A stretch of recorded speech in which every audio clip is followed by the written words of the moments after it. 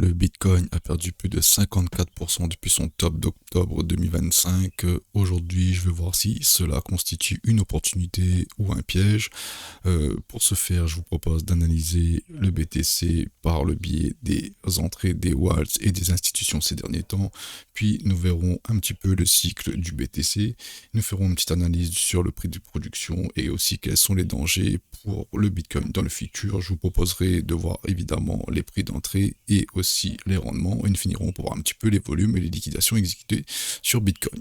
Si tu apprécies ce que je fais, n'hésite pas à liker et à partager la vidéo. Surtout, abonne-toi. Je remercie beaucoup aux gens qui font l'effort de faire ça, car ça donne beaucoup de force à ma chaîne, pardon. Et si ça me motive de continuer à produire mes vidéos. Ceci étant dit, et aussi je rajoute, tu peux faire un petit tour sur mes différents réseaux sociaux. Le lien se trouve en commentaire épinglé. Ceci étant dit, donc passons à BTC. Donc BTC, pour ceux qui ne le savent pas, BTC c'est, on va dire, un petit peu la reine des crypto-monnaies, car en fait, tout le narratif crypto-monnaie dépend d'elle et vient d'elle surtout, c'est-à-dire que Bitcoin est la première blockchain à avoir été créée. Pourquoi Bitcoin intéresse autant? En fait, tout simplement par sa rareté. Bitcoin, il n'y en aura que 21 millions et pas un de plus dans le monde. Et on peut miner les bitcoins. Donc, en gros, pour faire fonctionner la blockchain Bitcoin, on mine des bitcoins pour pouvoir assurer le transfert. Et ceux qui assurent le transfert, ceux qui ont des ASICs, ceux qui permettent de miner le bitcoin, reçoivent des récompenses. Suite à cela, suite au fait qu'ils mettent à disposition un réseau Bitcoin et le fait que y a des récompenses, tout simplement le réseau Bitcoin est hyper intéressant. Ça veut dire que voilà, on peut miner du Bitcoin et recevoir du Bitcoin et selon où le prix se situe, faire des bénéfices. Et surtout, ce qui est intéressant dans Bitcoin, c'est que en fait, c'est une blockchain infalsifiable dans le sens où ce qui se passe sur la blockchain Bitcoin est tracé et tout le monde peut y avoir accès. Donc voilà, donc c'est un petit peu le départ de la crypto-monnaie. Alors sa grande faiblesse à BTC, c'est que elle n'est pas scalable, elle a beaucoup de lenteur, on peut dire ça comme ça. Donc des fois, pour faire transférer un Bitcoin, ça peut prendre quelques semaines maintenant. Bref, donc Bitcoin, c'est la reine mère des crypto-monnaies. 21 millions, il y en a encore qui sont en train d'être produits en ce moment, donc en train d'être minés, donc pour assurer des transactions sur la blockchain Bitcoin. Et en ce moment, il y a 20 millions 0,6 BTC en circulation et voilà, il reste quasiment 1 million à miner. Ça fait que, en fait, tout simplement, c'est une monnaie qu'on peut dire déflationniste, contrairement à notre monnaie à nous qui est inflationniste, parce que tout simplement, des dollars, des euros, on imprime, en veux-tu, en voilà. Donc, Bitcoin, lui, c'est un peu l'inverse. Donc, c'est le schéma qu'on voit souvent sur les réseaux sociaux, c'est-à-dire la monnaie, c'est tout ça, et on va faire entrer toute cette monnaie dans ce petit triangle ici, et c'est pour ça que en fait BTC entre guillemets peut que prendre de la valeur au fur et à mesure du temps, parce qu'en fait on essaie de faire entrer une grande quantité de liquidités presque infinie, parce que voilà, la Fed, la BCE, c'est eux qui choisissent d'imprimer de l'argent ou pas, et tout cet argent, entre guillemets, je mets des guillemets, peut se retrouver dans BTC ou d'autres actifs, ça peut être des stocks ou des actions, peu importe, et cette liquidité peut se retrouver dans une faible quantité d'actions ou de crypto-monnaies. Là pour le coup 21 millions c'est vraiment faible, c'est pour ça que Bitcoin prend beaucoup de valeur au fur et à mesure que le temps passe, et voilà, donc c'est pour ça que ça rend intéressant ce genre d'actifs. Donc voilà un petit peu ce que c'est BTC. Maintenant, ayant parlé de ça, comme d'habitude, je vous propose de voir un petit peu comment évolue le positionnement institutionnel. On peut appeler aussi des baleines, c'est-à-dire des gros investisseurs sur BTC ces derniers temps. Alors, hop, attendez, je vais enlever ça, je vais remettre ça tout simplement au propre ici. Hop, hop, et c'est parti. Donc là, ces derniers temps, au niveau des gros investisseurs, nous avons eu quoi sur BTC? Nous avons eu des baleines qui investissaient plus de 10K en BTC, donc pas en dollars, en BTC, donc pour une valeur de quasiment 3 milliards, 3 milliards, oui, 3 milliards. Pareil, des wallets de 10K, donc pareil, quasiment 1,5 milliard investi par des baleines. Donc les baleines, ça peut être des très gros investisseurs et aussi des très gros retail tout simplement. Nouveau wallet, donc sur les exchanges, plusieurs centaines de milliards de BTC et des micro-wallets, etc. Bon voilà, avec des sorties variables. Donc ça c'est pour les baleines. Maintenant ce qui est plus intéressant parce que BTC devient institutionnel, un petit peu comme le Nasdaq, le S&P, etc. Un peu comme l'or aussi. Et on peut voir que en termes de sur les institutions ces derniers temps, on peut voir que on a des centaines de milliards d'entrées de BlackRock, Fidelity, donc les ETF de manière générale. Trésorerie d'entreprise, notamment. Ah, par contre, on voit qu'en ce moment, MicroStrategy commence à vendre un petit peu ses BTC parce que là, au vu le prix où l'on en est, ça commence à être un peu critique pour lui, mais de manière générale, il garde ses positions. Et bon, après des fonds, etc. Maintenant, si on regarde un peu plus en détail le rentrée institutionnelle, donc là, c'est les ETF BTC sur Bitcoin ces derniers temps. Donc là, on peut voir qu'il y a eu pas mal d'inflow ces derniers temps. Donc ça, là, vous voyez en vert là. Donc je pense qu'il y en a quelques milliards qui sont rentrés ces derniers temps et moins de outflow. Donc là en ce moment on peut voir que au niveau des institutions il y a quand même des entrées d'argent sur le BTC, même si là en ce moment on est plutôt dans un bear market, donc un marché baissier. Donc ça veut dire quoi? Ça veut dire que tout simplement les institutions commencent à lancer une stratégie d'accumulation. En tout cas c'est l'analyse que j'ai moi ici. Plus le prix descend, plus les institutions ils achètent tout simplement. Donc voilà, donc qu'est-ce qui pourrait pousser le BTC à la hausse au prochain bull run? Donc là, je vous ai fait un petit tableau également. Attendez, je vais refaire comme tout à l'heure, je vais remettre ça bien propre ici, donc voilà, hop. Alors, qu'est-ce qui pourrait pousser BTC lors du prochain bull run?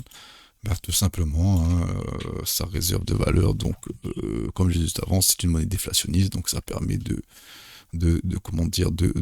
se prémunir de l'inflation. Donc c'est un peu comme l'or, c'est des valeurs un peu fondamentales, même si des fois BTC joue pas vraiment ce rôle en étant très volatile, mais de plus en plus le BTC devient un peu comme l'or, une valeur fondamentale. Les ETF, comme on a vu tout à l'heure, donc sur les ETF, on a énormément de mouvements sur BTC. Donc là, on a plus 52 milliards d'inflows. Alors, je sais pas si c'est donné mensuel ou annuel, mais en tout cas, c'est des mouvements assez énormes. Donc on peut voir ici, donc voilà, donc sur BTC on peut voir que il y a pas mal de mouvements des divers ETF, donc ça c'est plutôt intéressant. Donc au prochain bull run, donc quand la liquidité reviendra sur les marchés, on pourra voir que il est fort à parier que il y en a pas mal qui viendront sur les institutions BTC sur les ETF. Clarity Act, donc c'est un peu l'actualité du moment. Donc beaucoup disent que si on adopte le Clarity Act, ça serait peut-être un peu notre bottom qui pourrait relancer un petit peu, on va dire, le prochain bull run de BTC. La liquidité, donc là, on en parlait tout à l'heure, là, il faut que la liquidité revienne sur les marchés de manière générale. Donc là, si on regarde là, le Global Net Liquidity,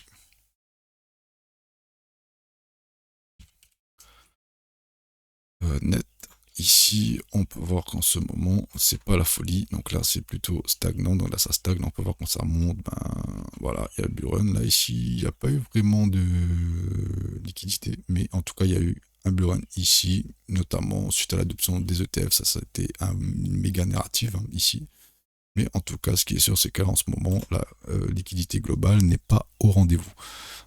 Donc voilà, donc la liquidité, la baisse des taux aussi. Donc, alors je ne vais pas vous faire un point sur la baisse des taux, mais en ce moment, on price plutôt sur les marchés à risque une hausse des taux. Donc ça, pour le coup, pour le BTC, c'est pas encourageant. Donc voilà, donc dès que le marché décidera de baisser un peu les taux, je pense que ça pourra relancer l'impression monétaire et avoir une pression haussière sur BTC. Ensuite, les cycles. Donc nous allons voir ça juste après. Donc après, il y a des cycles sur le BTC. Donc je pense que les institutions, les grands investisseurs suivent ces cycles. Et en ce moment, on est plutôt dans le cycle bearish. Donc on verra ça juste après en détail. La trésorerie corporate. Donc voilà, il y a de plus en plus d'entreprises qui achètent du BTC pour faire un peu un espèce de cash flow, tout tout simplement, une trésorerie. Et la dominance, oui, effectivement, BTC étant le leader du marché crypto-monnaie, en fait, il a une prédominance incroyable en termes de liquidité, notamment sur les impressions de stablecoin. Donc voilà un petit peu ce qu'on peut dire sur BTC, sur les institutions, sur les volumes, sur les narratifs possibles pour rendre BTC haussier dans le prochain cycle haussier. Donc je me répète un petit peu, en tout cas, qu'est-ce qui peut relancer BTC au prochain bull run? Voilà, tout simplement. Voilà, je l'ai dit 2 fois, mais vaut mieux 2 fois que pas du tout. Ceci étant dit, je vous propose maintenant, comme vous le savez, le BTC a des cycles. Je vous propose de voir un petit peu ces cycles et voir un petit peu au jour d'aujourd'hui dans quelle phase on se trouve. Donc là, pour ma part, j'ai identifié les cycles du BTC. Donc le premier cycle du BTC 2013 et aujourd'hui on est en 2026. Donc, ça fait 13 ans, donc l'occurrence est pas très forte, mais en tout cas le BTC a suivi ses cycles de manière assez correcte. Donc pour ma part c'est assez important pour jeter un coup d'œil. Donc là on peut voir que le BTC de manière générale, donc on va le faire ici, donc un top donc là en 2013, donc top en 2013, bear market jusqu'en 2 ans après bear market, après le top 2 ans après bull run, 2 ans après bear market, ainsi de suite, ainsi de suite. Donc là, on peut voir si on refait bien ce cycle. Donc là, c'est le dernier cycle que nous avons vécu il n'y a pas longtemps. Donc on a eu un top en novembre 2021. On a eu le bear market jusqu'en décembre 2022, janvier 2023. Entre-temps, nous avons eu on va dire un stade de stagnation ici. Donc là, à chaque fois, il y a cette phase où il y a l'accumulation. Donc là, ici, pareil, accumulation. Et là, ici, on rentre en accumulation. Donc c'est pour ça que je pense qu'il y a pas mal d'institutions qui accumulent du Bitcoin ici via des ETF. Donc c'est pour ça, je pense qu'ici, on va commencer à stagner ici, voire même à baisser un petit peu, un peu comme cette phase-là, Et à un moment donné, on va reprendre tout doucement le contre-pied et on va aller chercher un sommet d'ici avril 2029. Voilà, donc en tout cas, si le cycle se passe comme à l'accoutumée, voilà, c'est un petit peu ça qu'on devrait avoir. Donc là, si on raisonne uniquement en termes de cycle, là en fait on est dans la phase en tant qu'investisseur où la fenêtre d'accumulation est ouverte entre guillemets, même si là je trouve que c'est un petit peu fort, mais oui, clairement moi à 58 000 j'ai mis un petit billet dessus, et plus ça va baisser, et puis plus on va s'approcher de cette phase de janvier 2027, décembre 2026, janvier 2027, plus je vais, je pense, accumuler du BTC en fin d'année. Parce que, voilà, tout simplement, si le cycle se répète, voilà, je suis dans le bon timing pour aller chercher plus haut. Donc voilà, donc pour moi, ici, le cycle du BTC, il est à prendre très au sérieux parce qu'il se répète chaque fois pareil. Est-ce que cette fois-ci, l'histoire sera différente? Je sais pas, mais en tout cas, j'ai une occurrence de 13 ans qui est assez faible, mais qui se répète plutôt pas mal. C'est une pattern qui marche plutôt pas mal. Donc voilà, donc ici, moi je pense que en tant qu'investisseur, commencer à mettre quelques sous sur le BTC, c'est plutôt pas mal pour moi.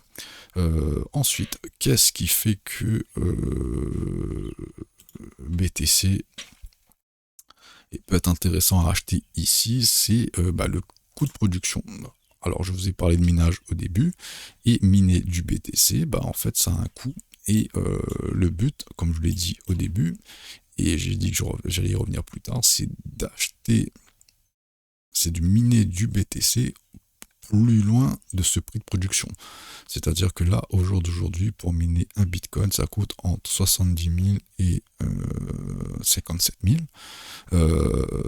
Donc, si on produit un BTC à, alors j'ai dit quoi, 70 000 et 57 000, si on produit un BTC à 62 000, grosso modo, moyen, le but, c'est quand on produit ça, c'est d'être plutôt ici dans le graphique, que ici, parce que là en fait là on produit un BTC qui est en fait à zéro, voire limite même si on est dans la fourchette haute, qui nous coûte de l'argent. Donc là en fait le but c'est de miner du BTC ici quoi. Ici, parce qu'en fait on le mine à 62K et on va le revendre à 115K, et là franchement là c'est hyper intéressant pour les fermes de minage. Là au jour d'aujourd'hui on est dans les prix neutres, hein, donc voilà. Donc certaines fermes de minage ne sont pas rentables, donc c'est pour ça qu'ils débranchent. Donc on va voir d'ailleurs ça peut être un danger pour le BTC. Mais en tout cas là, ici, là, on est dans le prix fondamental du Bitcoin. Donc là, ici, acheter du Bitcoin ici, c'est pas déconnant. Le but, c'est d'acheter, voire même en dessous du coût de production, un petit peu comme ça s'est passé ici.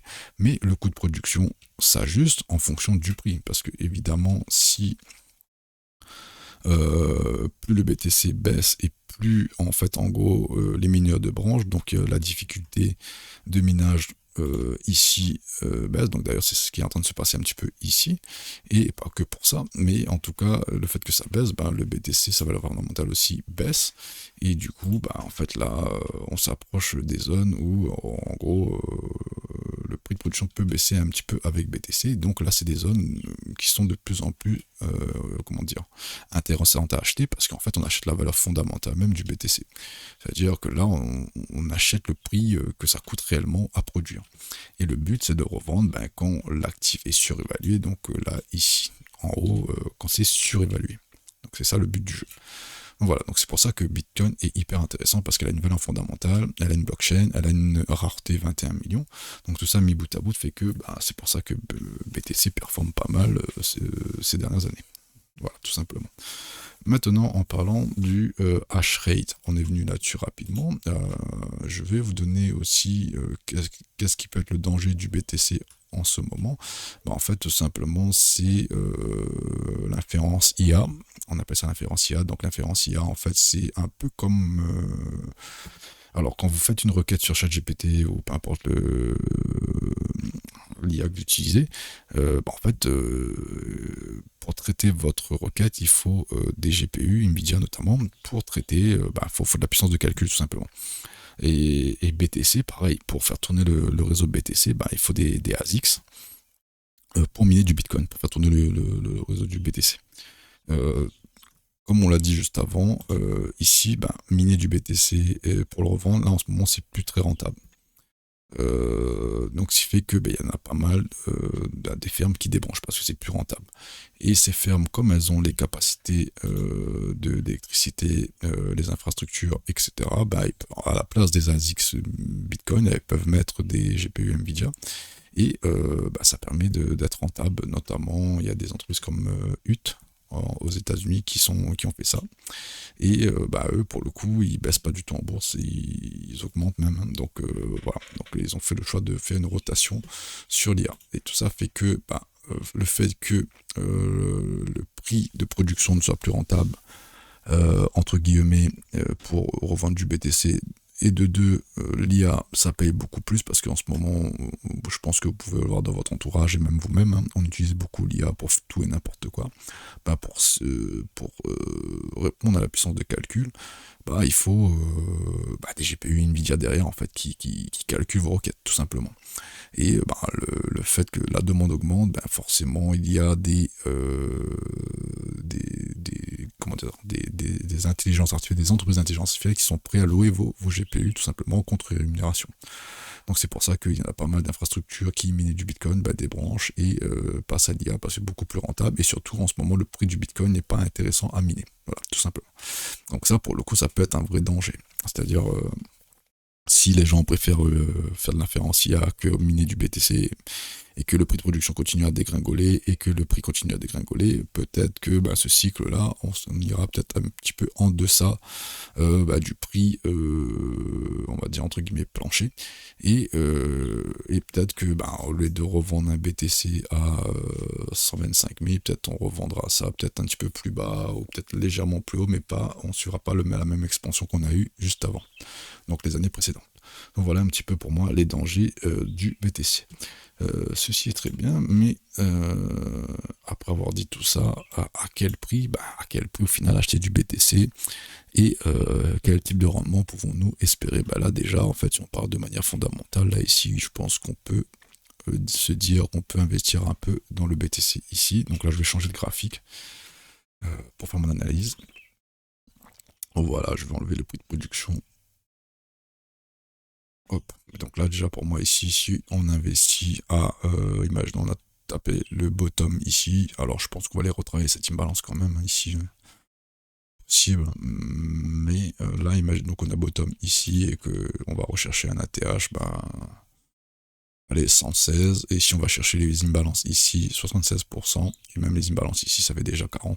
Donc voilà, donc là déjà, si on achète ici, même si le prix déraille un petit peu et ça repart, je pense qu'au moins on viendra revisiter ici et ici, et je pense que le prochain cycle, on viendra au moins retater l'ATH, même si le H-rate chute un peu, je pense que l'ATH, l'ancien ATH, est un objectif tout à fait possible donc pour le prochain cycle, si on respecte toujours ce que je vous ai montré juste avant. Maintenant, si on regarde un petit peu d'autres trucs, on regarde un petit peu Ishimoku, d'autres indicateurs, on peut voir que là, le BTC en mensuel, en weekly aussi, je pense, a cassé la Tenkan, la Kijun, donc on est en dessous du nuage, donc là, on est vraiment dans une tendance baissière. Voilà, donc là ce qu'il faudrait c'est qu'on range un petit peu ici, donc là on n'indique pas du tout de range, là on est en dessous de la Tenkan, donc là ça vraiment ça annonce en weekly une tendance vraiment baissière. Maintenant en mensuel on pourrait éventuellement se servir du nuage pour rebondir ici aux alentours des 50 000, donc là les 50 000 ça peut être un objectif voilà, possible dans un futur assez proche. Ensuite, si on regarde un petit peu un petit Fibonacci ici rapidement, donc là je prends le bottom de 2020 ici, donc là on est sur une expansion, on va passer en retracement ici, hop, et on va réduire un petit peu tout ça, hop, ça on va l'enlever tout simplement. Hop, et on va passer ça en point de scie, hop. Donc voilà, donc là on a mis un petit Fibonacci, donc là on a perdu les 38,2, donc ici on a perdu ça, donc là la règle de Fibonacci elle est simple, c'est rendez-vous au 61,8 ici et au 78,16, donc dans cette box là ici. Donc voilà, donc c'est un petit peu pour moi un peu l'objectif là ici, donc là pour moi si je pouvais choper du BTC aux alentours des 50 000 et vraiment 29 000, hein, vraiment là c'est vraiment, et aller un petit prix moyen aux alentours des 40 000, donc là pardon, si pour le coup Fibonacci est respecté, moi c'est un petit peu ici que j'attendrai pour vraiment mettre mon gros bag d'argent sur du BTC pour pouvoir en fait tout simplement essayer de revendre un peu plus haut, voire jusqu'à l'ATH, pourquoi pas. Pour moi c'est pas un objectif irréalisable. Ensuite, qu'est-ce qu'on peut dire d'autre sur BTC? Donc on va aller regarder un petit peu les plus bas mensuels, les plus bas annuels. Donc là on peut voir que on est dans une imbalance annuelle ici. Donc l'imbalance peut être comment dire, comblée totalement. Donc là si elle est comblée totalement, on sera, je vais mettre un petit aimant, ça va être un peu plus simple, on sera aux alentours des 40 000, si je dis pas de bêtises ici, donc entre les 44 000 et les 72 000, donc ça c'est toute l'imbalance, donc là on pourrait taper éventuellement les 44 000 et le plus bas de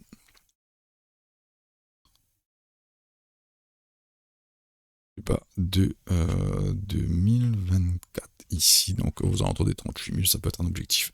On vient nettoyer ici, en tout cas une balance plus plus bas de 2024. Donc pour moi des objectifs et des très très bons prix d'entrée sur le BTC, et on serait en dessous du prix de production, donc voilà, ce serait vraiment une entrée vraiment super. pour moi ici. Donc là, faut être patient, faut attendre, faut pas se précipiter. Et à un moment donné, je pense que le marché peut nous offrir ce genre d'opportunité. Mais en tout cas, faut pas être naïf. Le marché aussi peut ne pas nous offrir ce genre d'opportunité.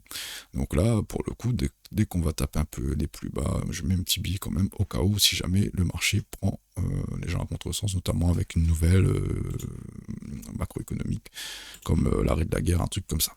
Là, ici, je mettrai aussi également le plus bas de août 2024, le plus bas de janvier 2024. Donc là, pour moi, cette box là ici, ça correspond au 61,8, 78,6. Hein, donc c'est vraiment là, ici, pour moi, les points vraiment intéressants. Donc là, si je reviens un petit peu sur le rendement, donc là, si on arrive à prendre ça ici, on aurait un petit, allez, quasiment 200% de rendement. Si on revient à la TH, donc ce serait plutôt pas mal. Et franchement, BTC, je pense que ça va pourrait le faire. Après, un autre truc hyper important, ça serait tout simplement la reprise de l'impression des stablecoins. Là, je vous ai mis le graphique des stablecoins. Donc là, on peut voir que quand on était sur cette phase là ici de l'impression de stablecoin, le BTC ici, donc là, je l'ai mis à côté, en a profité. Et là, depuis qu'on a tapé le top, voilà, donc ça stagne ici au niveau des impressions et BTC, ça décroît rapidement, tout simplement parce qu'il n'y a plus d'impression. Donc là, pour relancer BTC, il faudrait l'impression de stablecoin repart lié à la Global Net Liquidity aussi. Un truc à surveiller, c'est un petit peu les volumes qui s'exécutent sur BTC.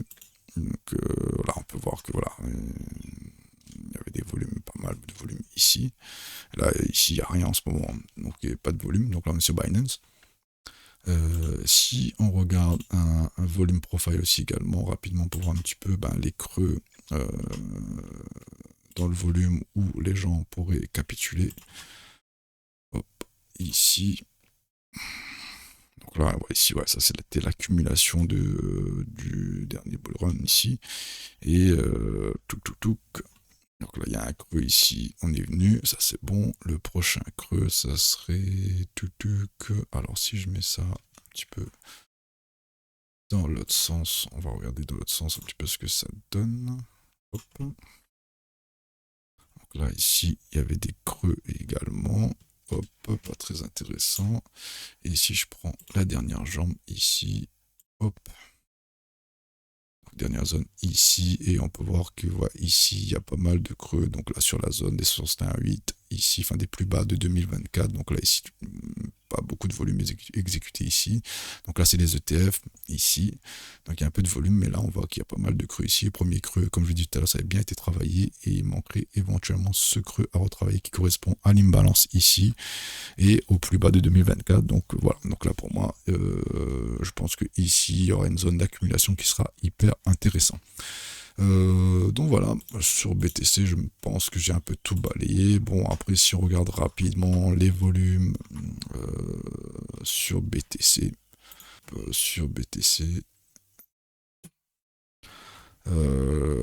hop, hop, les volumes sur BTC, alors je vais aller sur le marché, hop, donc on regarde.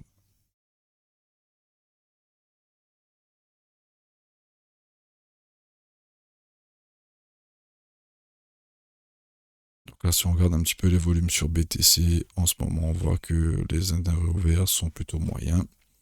Les volumes sont plutôt faibles, donc il n'y a pas d'intérêt particulier. Donc voilà, donc rien de particulier. Si on regarde un petit peu au niveau des liquidations ces dernières 24 heures, voire même les 2 dernières semaines, non, je peux pas. Non, je peux pas. Bon, allez, 24 heures, sinon il faut que je m'inscrive, mais j'ai pas très envie. Hop, hop, hop. Voilà, donc on a des zones de liquidation aux alentours des 65 et aussi aux 65. Donc là, c'est un marché vraiment qui stagne, qui va en haut, en bas, qui prend de la liquidité. Il n'y a pas beaucoup de liquidité dans le marché. Donc là, c'est vraiment, je pense, sur les dérivés que l'action se passe. Donc voilà, je n'ai pas plus de choses à dire sur BTC. J'espère que cela vous a plu. N'hésitez pas à liker et à partager la vidéo. Et surtout, n'hésitez pas à vous abonner et surtout à mettre des pouces bleus. Je vous remercie beaucoup aux gens qui le font. Et je vous souhaite une excellente semaine de trading. Et la semaine prochaine, ciao, bye.